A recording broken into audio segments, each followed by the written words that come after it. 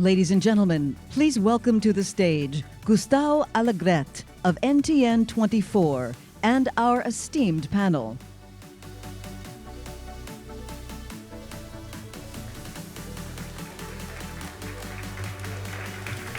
Thank you everyone for coming at this very last almost session of this amazing and productive day.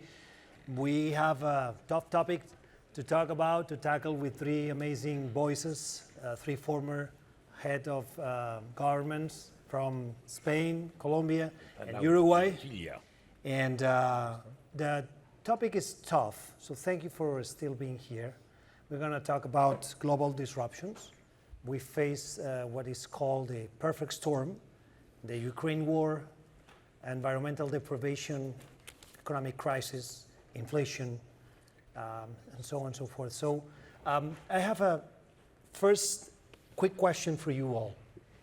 Which is the most relevant global disruption, President Uribe, in your opinion, that we are facing today? Thank you. It is a great honor. 12 years ago, I was here. I had a privilege to come to the inaugural summit of Concordia. I see from the perspective of my country in Latin America, three main negative impacts: inflation, energy, and political, many more problems.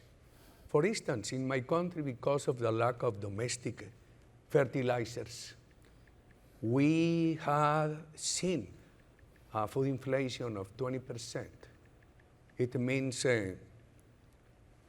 more than 10% for the total inflation for the poor people. Imagine. The problem of energy,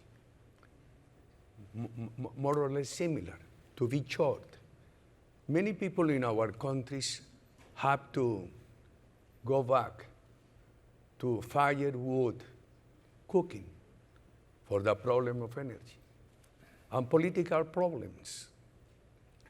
For first time I see Latin American highly involved in this new Cold War with pressures from one side or the other to affiliate to some of the sides. And finally, the contagion, willingness. The problems we have in Latin America with some countries, especially with one country, is a danger to create the contagion of invasion, following the bad example of Russia. President Aznar. Well, we're going to talk a lot of things, but I must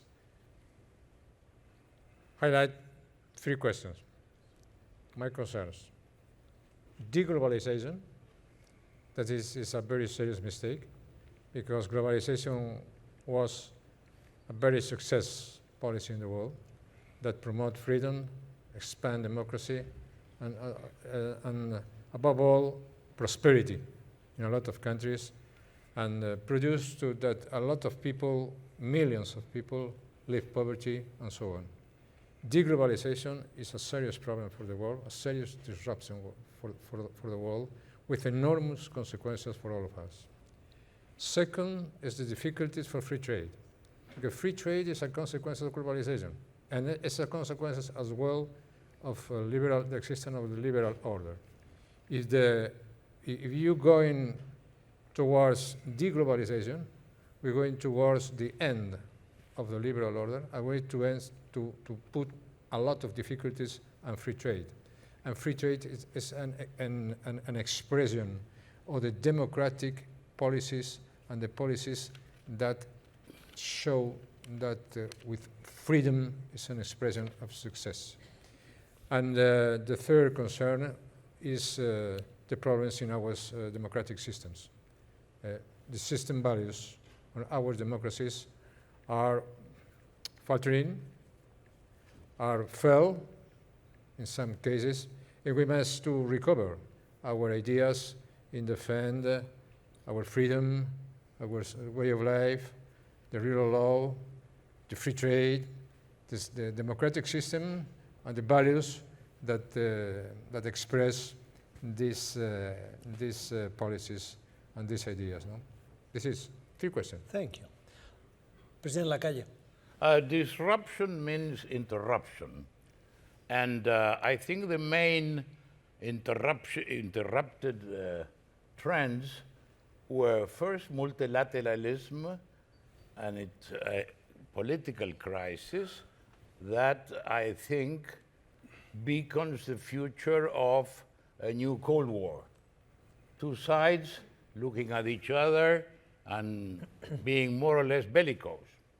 And the other disruption is economic, which we all know about the effects in each country depending on its energy equation and what it sells or exports. For instance, in the River Plate region that specializes in the production of food, there is a good news in the sense of prices. But at the same time, the energy prices of certain countries that need to import oil are bad news.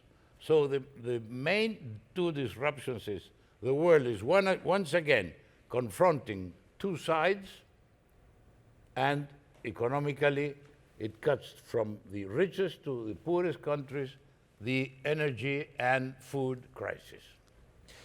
Who is responsible for these global disruptions? Who is the main responsible in your opinion? I don't think it's very easy to choose responsible, look for one. If you find one, it's much better than 2 or 3. But all of you mentioned political instability. Yes, but the responsibility is collective, I think. We never imagined that in this time of history of the world, some big country will invade the other one, like it happened with Ukraine and Russia. We never thought that the lack of energy would become a public problem for transport. Maritime transport is one of the great crises we're living with because it has slowed down trade between the nations.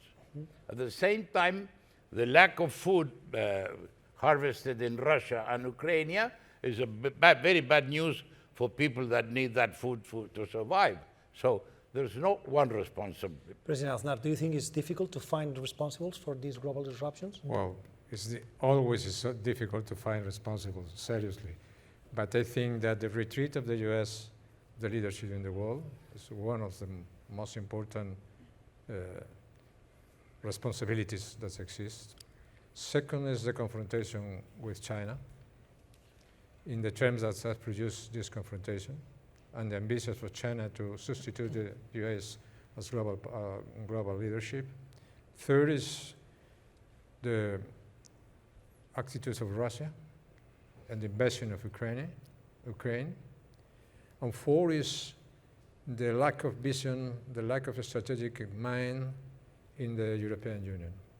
This create, in different parts of the world, very serious, a lot of problems. No?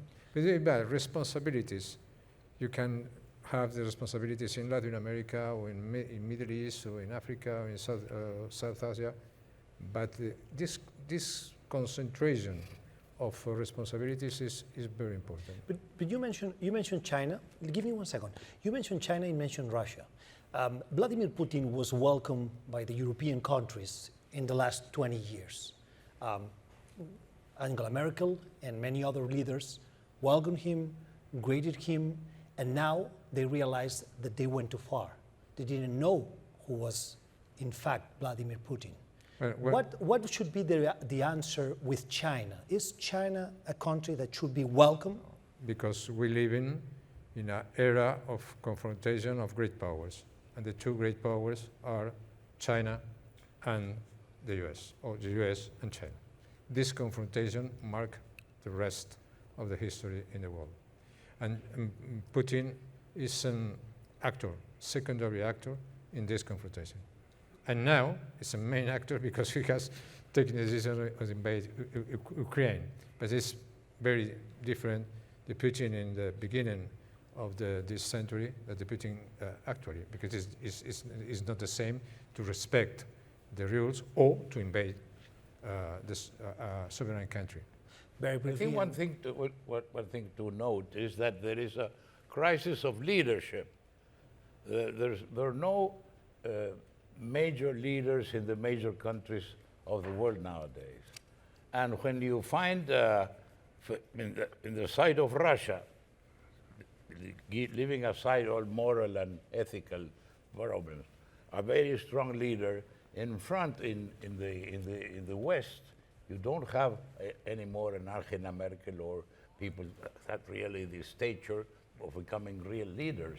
So the other side got a voice now, or a sense of what must be done. President Uribe. My answer could be very disruptive. I love it. We need, worldwide, we need to rethink the role played by United Nations, by these international bodies. United Nations has been unable to prevent this kind of conflicts, has been unable to stop this problem. At this moment, the protracted invasion in Ukraine is giving Ukraine some advantage because of the cooperation of the United States with the supply of intelligence, guns, etc. But we do not see any effective action of the international bodies to prevent or to stop these problems. Interesting. We have 3 minutes left. You both, you three, were presidents from the center left, center right. In the region, Latin American region, and you know the region very thoroughly, are turning to the center left. Probably in Brazil, that is going to happen according to the latest polls. Is that movement a failure of the governments from the right or center right, or what is going on in the region because they decided to move? I could discuss for an hour with you. But you have only 2 minutes. Well, if I really center right or left, I'm just belong to the National Party. That's my definition. Second, I think there's no disruption. The pendulum has changed inside democracy. We might not like what happened in Colombia or what happened in Chile, but there was a vote, there was a ballot. Even in Chile, the democracy had a second call with the referendums. It did work. So people are turning to another options. We must be more attractive than them, but we mustn't signal this as a crisis of the system. The system is working. Not in Venezuela, not in Nicaragua, but in Chile and Colombia, the system worked. We don't like the results, but it did work. There has been a narrative against the democratic values. And on the other side, what we can call the center-right governments have been unable to give on time, at the right time, answers to the social questions. Therefore, my concern is not because of center-right or center-left. My concern is because the lack of social responses in the center-right and the disruption of the democracy in those countries led by center-left that are not center, are extremism. President Aznar.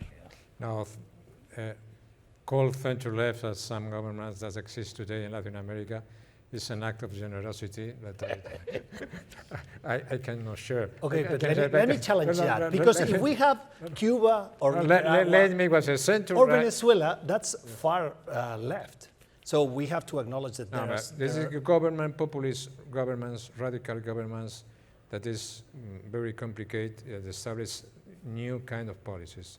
The center-right apply some policies that guarantee the transference of power. Some government, populist government, trying to keep in power for all means. It's very, very different. Attention, because very different, and put in risk some elements, essential pillars of the democratic system. Another thing, I think in general, Latin America looking in this moment with some brilliant exception, in the wrong side.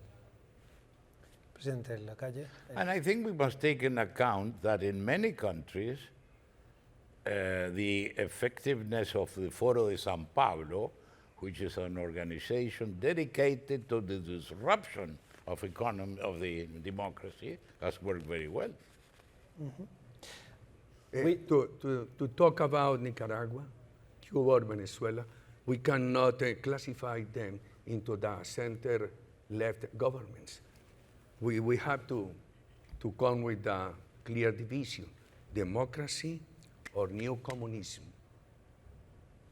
Thank you, all of you, for being here today, and thank you, Concordia, Short for and this sweet. Very interesting conversation. It was short, but it was tough and sweet. Thank you.